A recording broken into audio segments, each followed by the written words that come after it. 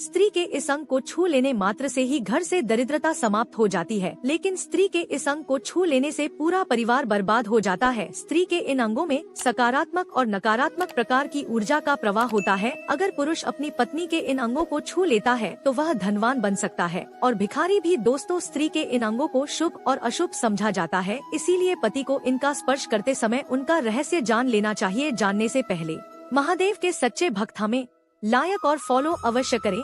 कभी भी पत्नी की नाभि को नहीं छूना चाहिए, इससे जीवन में दुख दरिद्रता आती है। स्त्री की नाभि को कभी स्पर्श नहीं करना चाहिए। स्त्री के मस्तक पर लक्ष्मी विराजमान रहती है, उसे रोज स्पर्श करने से धन संपत्ति की प्राप्ति होती है। स्त्री को बिना बताए उसके मस्तक को चूमना चाहिए। पति की मनपसंद होती है ऐसी पत्नी जो सुबह उठकर पति को कहती है, उठो जी चाय तैयार है। जो पति से पूछता है, आज कौन से कपड़े पहनो। जो शाम को घर आते ही पति को गले लगाती है। जो बाहर जाने से पहले पति से इजाजत अवश्य लेती है। जो पति की पसंद का खाना बनाती है और पति देर से आए तो खाना भी तभी बनाकर गर्म खाना परोसती है। जो पति के घर आने पर ही पति के साथ बैठकर भोजन करती है। जो पति से कभी भी पैसे नहीं मांगती, परंतु जो पतिदेव ने उसमें खुश होती है। शेयर करें अपनी पत्नियों को।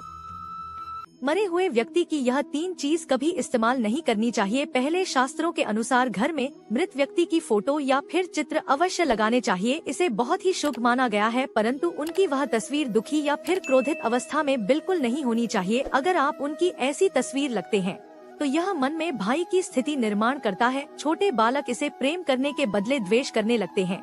दूसरा, गरुड़ पुराण के अनुसार मृत व्यक्ति के कपड़ों का कभी भी इस्तेमाल नहीं करना चाहिए। जो व्यक्ति मृतक के कपड़े पहन लेता है तो मृतक की आत्मा उसे व्यक्ति से जुड़ जाती है, जिसकी वजह से उसे व्यक्ति को मृत परिजन की यादें सताने लगती है। तीसरा, गरुड़ पुराण में कहा गया है कि मृत व्यक्ति के गहने उसकी ऊर्जा के स्रोत होते हैं और अगर कोई उसके गहने पहन लेता है तो उसकी आत्मा आशाएं महसूस करने लगती है और अपने परिजनों को ही परेशान करने लगती है। भगवान श्री हरि विष्णु के लिए सर पर तेल लगाना पड़ेगा महंगा। नारद पुराण के पेज नंबर 349 के अनुसार जो मनुष्य रविवार को तेल लगाता है वह रोजी होता है। सोमवार को तेल लगाने से सुंदरता बढ़ती है। मंगल को तेल लगाने से व्याधि होती है। बुध को तेल मालिश करने से सौभाग्य की वृद्धि होती है। गुरुवार और शुक्रवार सौभाग्य की हानि होती है। शनिवार को तेल लगाने से धन संपत्ति की वृद्धि होती है। शनिवार और बुधवार को तेल लगाना सबसे शुभ माना गया है। इसको ध्यान में रखने के लिए हमें फॉलो करें और इस वीडियो को ज्यादा से ज्यादा शेयर करें। मृत्यु के बाद शव को जलाने में जल्दबाजी क्यों करी जाती है? पहले हिंदू धर्म के अनुसार कभी भी रात के अंधेरे में अंतिम संस्कार नहीं किया जाता है। दरअसल ऐसी मान्यता है कि रात में अर्थात सूर्यास्त के बाद स्वर्ग के द्वार बंद हो जाते हैं और नरक के द्वार खुल जाते हैं।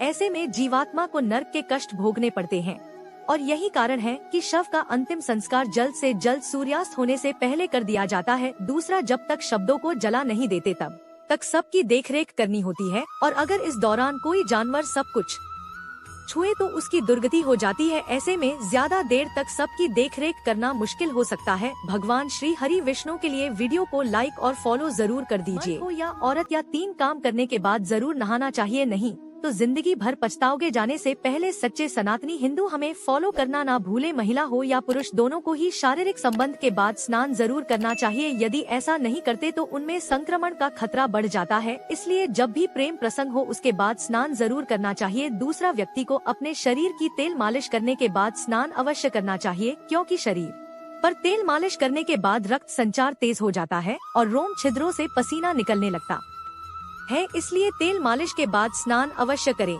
तीसरा, सब यात्रा या शमशान से लौट के बाद व्यक्ति को सबसे पहले स्नान करना चाहिए, क्योंकि जब किसी व्यक्ति की मृत्यु होती है तो उसके आसपास कई प्रकार की कीटाणु बनाते हैं जो कि हवा के माध्यम से हमारे शरीर को कपड़ों से चिपक जाते हैं।